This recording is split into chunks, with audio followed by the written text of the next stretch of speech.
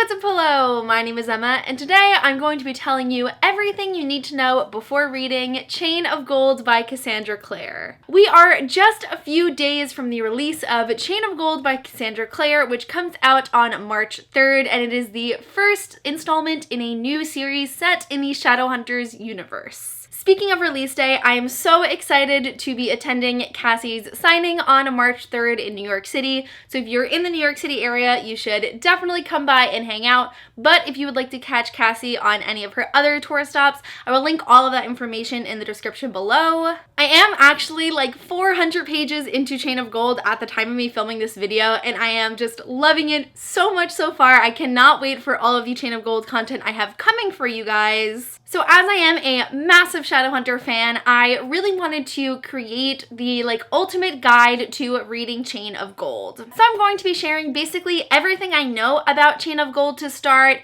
any stories you might want to consider reading before you give this book a go, and also introducing you to some of our main characters and some of their storylines for this release. Also, I have a giveaway! One of you currently watching this video is going to be the lucky winner of a Chain of Gold swag box, which will include an advanced reader copy of Chain of Gold, meaning it is like the earlier version of this book before it was actually published. These amazing character cards illustrated by Charlie Bowater that feature some of our cast members from Chain of Gold, as well as descriptions of them on the back. A sequin book cozy that looks gold to start, but if you move them a certain way, it reveals an angelic rune.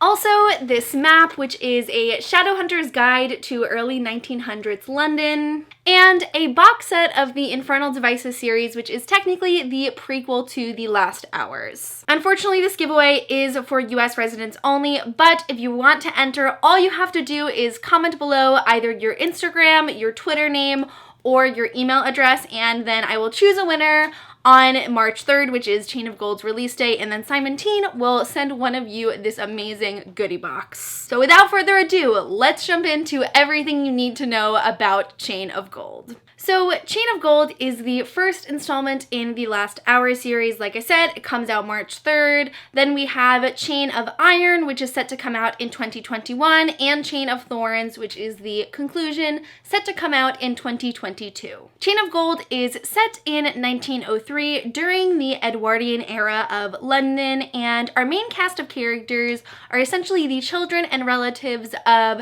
the previous main characters of the Infernal Devices series. As for the plot, things start off in a period of relative peace for Shadowhunters in London, as things have been pretty quiet since the events of Clockwork Princess. But when two Shadowhunter families relocate to London at the same time, it appears that there is an infestation of a new type of demon attacking London. They carry this inescapable plague, a poison that cannot be treated, and unlike any demon they have ever faced before, these can also walk in sunlight. This results in our Shadowhunters being quarantined in London, as our main cast of characters have to find out how to kill these demons and save their loved ones. As for cover and title analysis, as you can see here, the cover of Chain of Gold features one of our main characters named Cordelia Carstairs. She is placed in front of Kensington Palace and wielding her sword named Cortana. The title Chain of Gold actually comes from Great Expectations by Charles Dickens, and this is also apparently a sort of partial retelling of the story. Now, I feel like the big question surrounding Chain of Gold is, what books do I have to read in order to read this one? Listen, we Ben knew that all of Cassie's series overlap, and it's really easy to spoil your stuff for something that happens in a completely different series. According to Cassandra Clare, the author of Chain of Gold, you do not have to have previously read any Shadowhunter series in order to start this one. She does say that reading the Infernal Devices series enriches your experience, but it is not required in order to understand the story. As sort of like the resident Shadowhunter publication order queen, as well as someone who has read the majority of Chain of Gold, I can also give you my personal recommendation here. Personally, I think you should read the Infernal Devices before reading Chain of Gold, because it is a direct sequel. Like, you're going to be spoiled for some pretty significant events at the end of the Infernal Devices. But I agree that's not necessary. There's no information from that series that you're not going to get in this one, so you can do it, just be okay with the fact that you're going to know what happens at the end of the previous series. So while nothing is necessarily required for you to read before starting Chain of Gold, there are even more stories where you can get to know the actual characters you will be reading about and start to understand their history and storylines before Chain of Gold even begins. First off, we have the Whitechapel Fiend, which appears in the Tales from the Shadowhunter Academy novella bind-up. The story takes place in 1888 during the time that Jack the Ripper is terrorizing London. So it actually follows the main characters from the Infernal Devices series and how they are dealing with that historical moment, but you also get an introduction to some of the characters like Lucy, James, Anna, and Christopher as they are babies and toddlers in this novella. Next up, we have Nothing But Shadows, which can also be found in Tales from the Shadowhunter Academy. This story takes place in 1899 as 13-year-old James Herondale is going to learn at the Shadowhunter Academy for the very first time. We'll talk more in depth about the characters later, but it follows James as he is adjusting to his time at the academy when he is being bullied, but also finding some lifelong friends and even a parabatai. Next is Cast Long Shadows, which appears in Ghosts of the Shadow Market. This story takes place in 1901 and it follows Matthew Fairchild, who is currently going through some distress as his parentage has come into question. So he goes to the Shadow Market looking for a truth potion, trying to find some answers. But in the process, Matthew commits the greatest sin of his life, a secret that he will never share with anyone else, and one that also follows him into Chain of Gold. Next, we have Every Exquisite Thing, which also takes place in Ghosts of the Shadow Market during 1901. This story follows Anna Lightwood, who loves fashion and more specifically dressing in her brother's clothes. Throughout this story, we follow Anna as she finds and also loses love, but along the way finds herself as well. This is particularly one of my favorite novellas ever from Cassie Clare. And last but not least, we have The Midnight Air, which can be found in the Bane Chronicles bind-up. This novella takes place in 1903 and follows Magnus Bane as he goes to London on some business but finds a drunken and lovelorn James Herondale causing some ruckus about the streets. None are required, but if you are already a big Shadowhunter fan and you love to know like everything you possibly can before starting a new Cassie Clare book, if you're looking for some extra reading to get done and are trying to figure out which novellas you should dive into if you haven't already, those 5 are the ones that I would recommend. And finally, let us jump into talking about the individual characters, who they are, what they're like, and what we can expect from them in Chain of Gold. Also, I'll explain how they're all related and connected to one another because, let's be honest, it's confusing.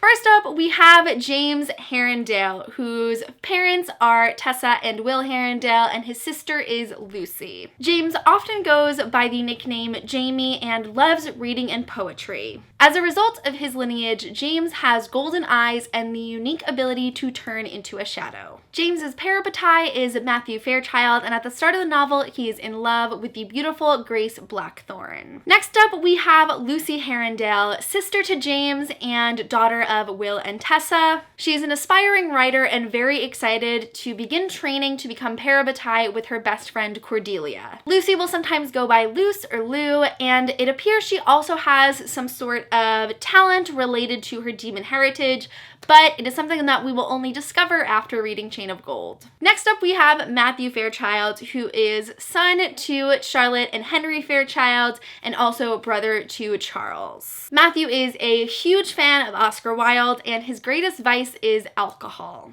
He feels very protective over his father Henry and also his parabatai James, who sometimes calls him Math. I realized during reading that these characters have a lot of nicknames, and I feel like that's important information for me to give you before you go in. Next up, we have Cordelia Carstairs, whose parents are named Sona and Elias Carstairs, and she has a brother named Alistair. One of Cordelia's main goals for Chain of Gold is to bring honor to her family and be a hero, and she by far has the most interesting nicknames such as Cordy, Daisy, and Layla. She's also half Persian and frequently likes to speak in Farsi.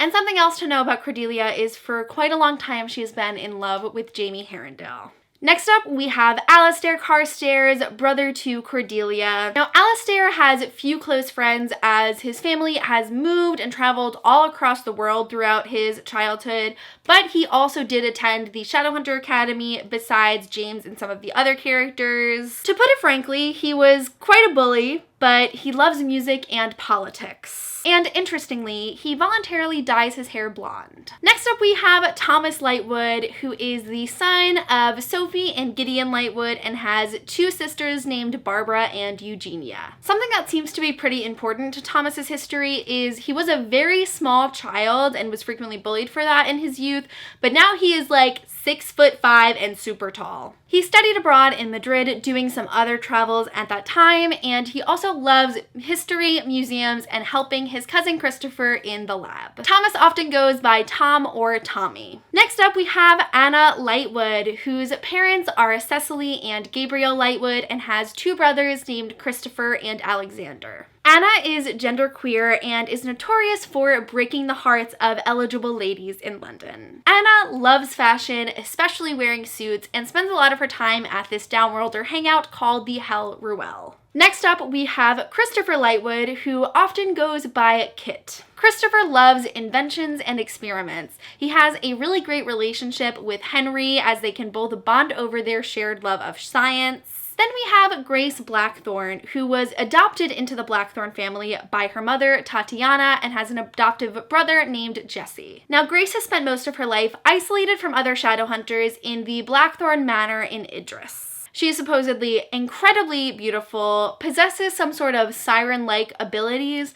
and she has never been trained as a Shadowhunter because her mother never wanted to. But for the past few years, Grace has engaged in a sort of long-distance secret love affair with James Herondale. And finally, we have Jesse Blackthorne, who is the birth son of Tatiana Blackthorne. Jesse was actually a very sickly child. As a result of that, his exact role and presence in the story isn't really known, but what we do know is that he can only be seen by specific characters. And an interesting fact about him is that he plays the piano. So now that I've introduced you to the characters, I'm just gonna quickly explain how they're all connected, because that's something that I even found myself getting confused about while reading. So the main siblings that you need to know are James and Lucy, Cordelia and Alistair, Anna and Christopher, Thomas, Barbara, and Eugenia, and then Grace is Jesse's sister, but technically adoptive sister. James and Matthew are parabatai, and at the start of the story, Cordelia and Lucy are training to become parabatai together. The Herondales and the Lightwoods are all blood cousins, and the only other cousins you might want to know about is that Cordelia and Alistair are technically cousins to Jem Carstairs.